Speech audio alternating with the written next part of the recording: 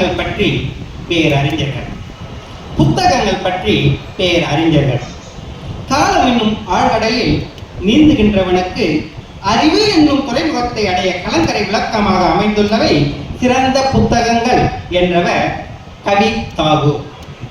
புத்தகங்களுடன் ஒருவன் வளராவிட்டால் அது அவனுக்கு பேரிழப்பாகும் என்று கூறியவர் ஆபிரகாம் லிங்கன். புத்தகங்களுடன் ஒருவன் வளராவிட்டால் அது அவனுக்கு பேரிழப்பாகும் என்று கூறியவர் ஆபிரகாம் லிங்கன்.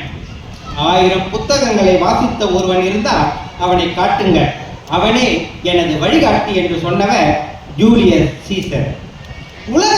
உலக வரைபடத்தில் உள்ள மூளை முடுக்குகளுக்கெல்லாம் போக விரும்புகிறாயா? உலக வரைபடத்தில் உள்ள மூளை முடுக்குகளுக்கெல்லாம் போக விரும்புகிறாயா? அப்படியானால் ஒரு நூலகத்திற்கு செல் என்று கூறியவர் டெஸ்கார்ட்ஸ். பயங்கரமான போராட்ட ஆயுதம் எது என கேட்டபோது துப்பாக்கியிலிருந்து வெளியேறும் தோட்டாவை விட வீரியமான ஆயுதம் புத்தகம்தான் என்று கூறியவர் மார்ட்டின் லூதர் கிங். போதுமென்று நொந்து போய் புது வாழ்வை தேடுகிறீர்களா? ஒரு புத்தகத்தை வாசிக்க தொடங்கு என்று சொன்னவர் இங்கர்சால்.